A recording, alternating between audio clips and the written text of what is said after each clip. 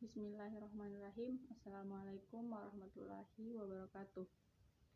Perkenalkan, nama saya Firama Jayani, NIM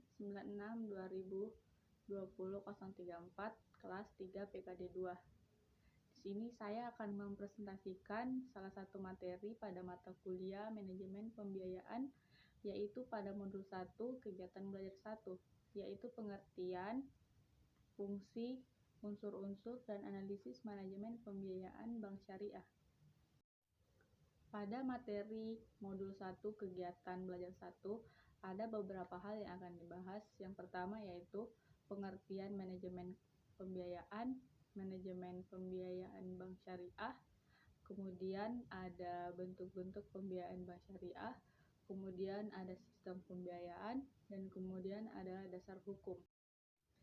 Pengertian manajemen pembiayaan, yaitu adalah kegiatan perencanaan, pengorganisasian, pengkoordinasian, dan pengontrolan sumber daya oleh suatu badan usaha untuk menjalankan kegiatan usahanya.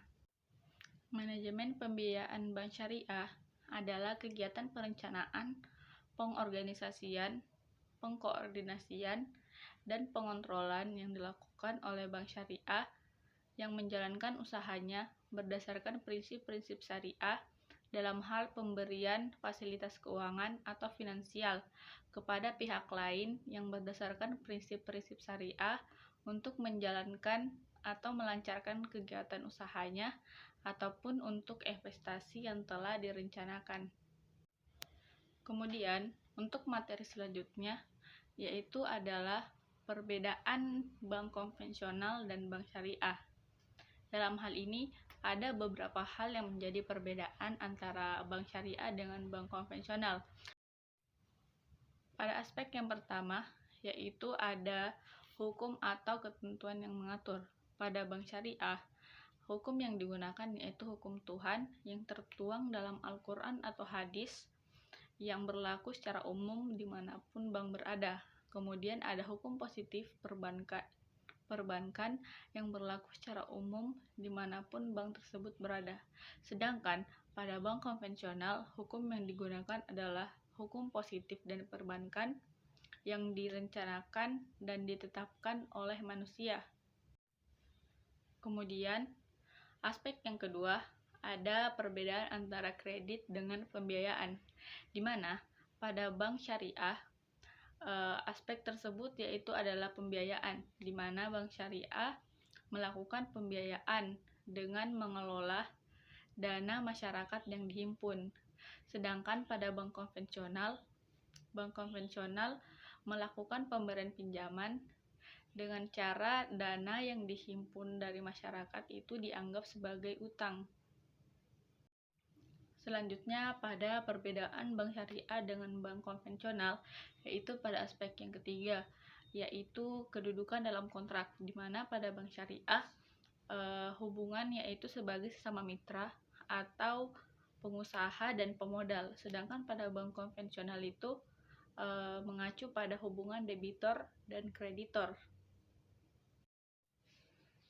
Kemudian, untuk materi selanjutnya yaitu adalah bentuk pembiayaan bank syariah, di mana pada kesempatan kali ini saya akan membahas yaitu yang pertama ada pembiayaan mudharabah dan istisna, kemudian yang kedua adalah pembiayaan ijarah dan IMBT atau ijarah muntahiyah bitamlik, kemudian yang ketiga adalah pembiayaan mudharabah, itu adalah murabaha.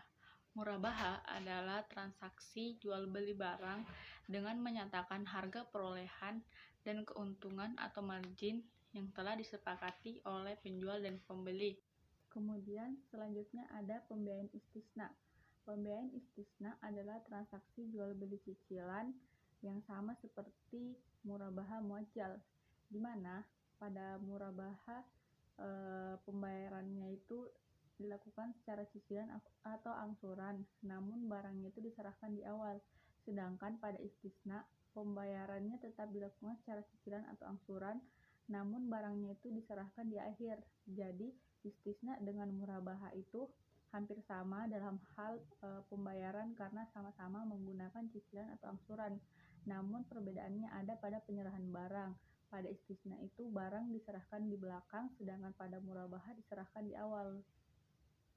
Untuk bentuk pembiayaan selanjutnya yaitu ada ijarah dan IMBT atau ijara muntahiyah bitamlik, di mana ijarah adalah hak untuk memanfaatkan barang atau jasa dengan membayar imbalan tertentu.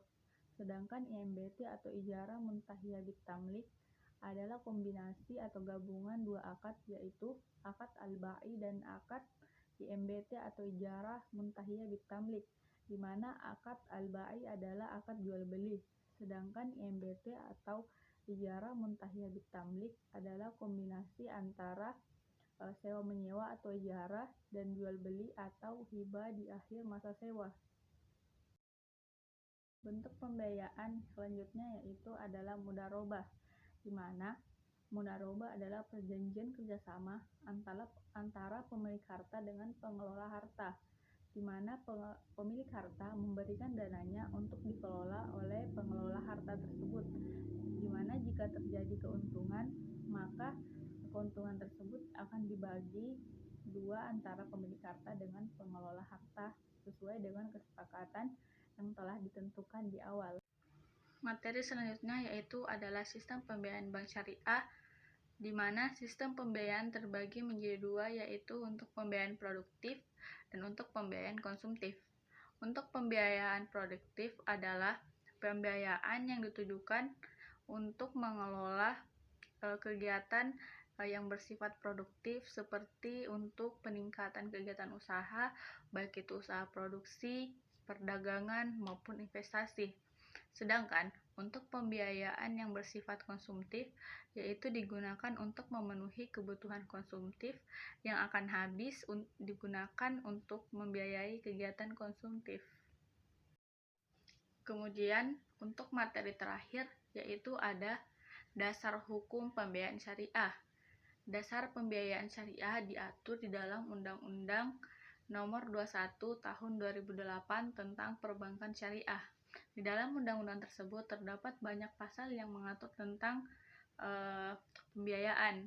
Salah satunya yaitu ada pada pasal 1 ayat 23 yang berbunyi, agunan adalah jaminan tambahan, baik berupa benda bergerak maupun benda tidak bergerak, yang diserahkan oleh pemilik harta kepada bank syariah atau UUS atau unit usaha syariah yang digunakan untuk memperlancar pelunasan kewajiban nasabah penerima fasilitas.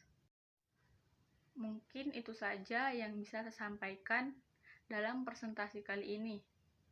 Lebih dan kurangnya mohon dimaafkan.